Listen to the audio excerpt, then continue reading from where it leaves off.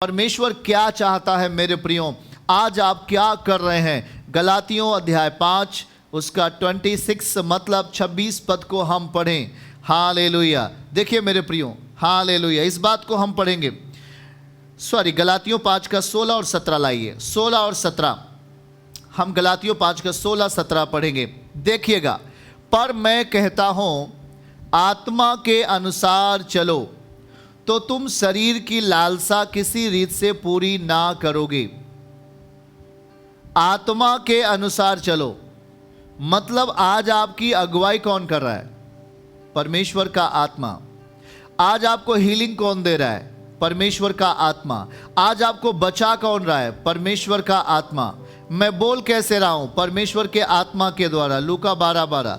मैं आप यहां बैठे कैसे हैं? परमेश्वर के आत्मा के नियंत्रण में। आपके जीवन में सारे कार्य कैसे होते? आत्मा के अगुवाई में। आप अपने जीवन में सफलताओं को कैसे पाते? परमेश्वर की आत्मा के द्वारा। सब कुछ, सारी चीजें, सारे कार्य आप आत्मा के द्वारा प्राप्त करते हैं, आत्मा के द्वारा करते हैं। और यहां बाइबल क्या वचन समझा रहा है, परमेश्वर का वचन कह रहा है कि जब आपने आत्मा के अनुसार जब चलो तो शरीर की लालसा आप पूरी नहीं करेंगे। 17 पद को पढ़ लेते हैं और कहता है क्योंकि शरीर आत्मा के विरोध में है।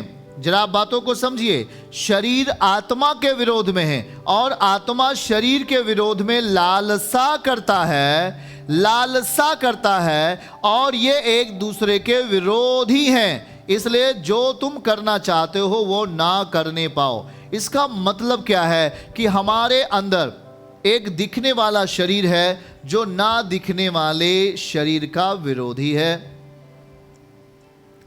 हमारे अंदर एक ना दिखने वाला शरीर है, आत्मिक शरीर है, जो दिखने वाले शरीर का विरोधी है। वो एक दूसरे का विरोध है। शरीर लालसा चाहती है, शरीर धन का आनंद चाहती है, शरीर गुनाह और पाप चाहती है, पर हमारा अंदर का व्यक्तित्व परमेश्वर की आत्मा का चलन चाहता है। पर आपको ये बात तय करना पड़ेगा अपने जीवन में मेरे प्रियो कि हमें तैयार होना पड़ेगा अपने उस आत्मिक व्यक्तित्व को लेकर खुदा के वचन के अनुसार। आज परमेश्वर आपके जीवन में, आपका शरीर इंपॉर्टेंट है, महत्वपूर्ण है, पर यह जब शरीर गलत कार्यों की ओर बढ़ता है तो आपकी जो अंदर का व्यक्तित्व है, अंदर का जो मनुष्य है, जो परमेश्वर का आत्मा है, जो आपकी आत्मा में जाकर आपको स्ट्रांग बनाता है, आपको मजबूत बनाता है, कहीं ना कहीं आप हर भाग जो परमेश्वर के आत्मा के द्वारा प्राप्त होना चाहिए, आप शरीर के अनुसार चल करके उसे गंवा देते हैं। और इसलिए यहां बाइबल कह रही है कि शरीर आत्मा के विरोध में और आत्मा शरीर के विरोध में लालसा करता है। ये एक दूसरे के बैरी हैं, बैरी हैं। इसलिए क्या हमें उस बैर की बातों को, क्या हमें उस लालसा की बातों को अपने जीवन का भाग बनाना चाहिए? जब आप परमेश्वर के साथ हों तो आपको इतना भरोसा रहे वो मेरे लिए जो करेगा अच्छा करेगा। आमीन बोलो हालेलुया। गलातियों 6 अध्याय उसके 9 पद को पढ़ेंगे हम। गलातियों 6वां का 9 पद को देखो हमारे साथ एकदम।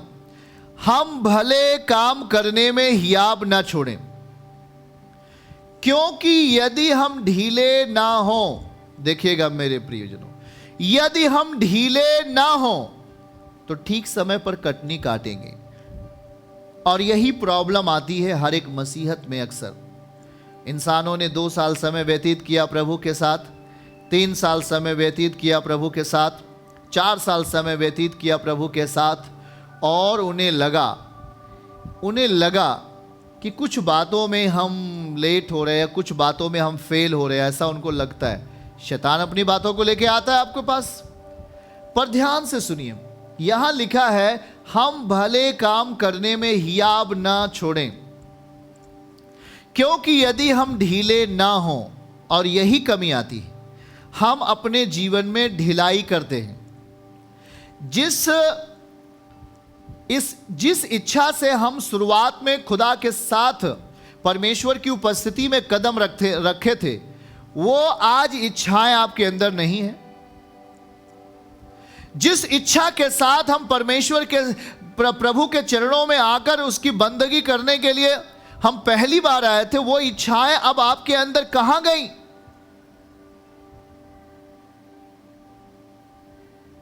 क्या वो इच्छाओं को किसी ने खा लिया? क्या उन इच्छाओं के ऊपर धूल और मिट्टी का जमना हो गया? वहां पर संसार की धूल और मिट्टियां जम करके उस इच्छाओं को एकदम बेकार कर दी। कह रहे कि हमें हियाब नहीं छोड़ना है, भलाई करने के लिए भलाई करते रहना है, पर यदि हम ढीले ना हो, और यही चीज होता है कि अक्सर इंसान इस संसार की दूषित हवाओं को अपने जीवन में आने देता है।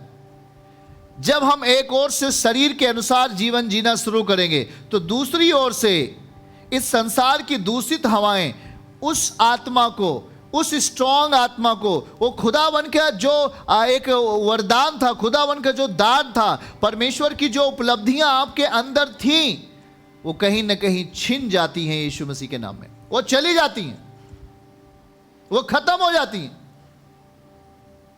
आप जब देखो, हमारी बातों को समझिएगा, हम आपसे क्या कहना चाहते हैं। शैतान आपके जीवन की हर बातों को छीनना चाहता है, पर मैं एक बात आपको समझाना चाहता हूं। यदि आप परमेश्वर की इच्छाओं में चलेंगे, उसकी शक्ति के प्रभाव में चलेंगे, तो शैतान आपके भीतर किसी भी तरीके का लालसाओं को, किसी भी तरीके का अंधकार की बातों को नहीं ला सकता। क्योंकि जो परमेश्वर की इच्छा है वो एक बल को पैदा करती है। परमेश्वर की जो इच्छाएं हैं वो एक ताकत को पैदा करती हैं। बीते कल में मैं समझा रहा था, यीशु पहाड़ से नीचे उतरा तो एक बड़ी भीड़ अपना समाधान चाहती थी परमेश्वर से। एक बड़ी भीड़ अपने जीवन की चिंताओं का हल चाहती थी यीशु से। जब आज आप परमेश्वर के साथ हैं, जब आप खुदावन के साथ हैं, तो यीशु मसीह कहता है कि तू ढीले ना हो, तेरी कमर कसी रहे, तेरा हाथ दृढ़ रहे, तेरे घुटने दृढ़ रहे, और तेरे हाथ उठे रहे स्वर्ग की ओर,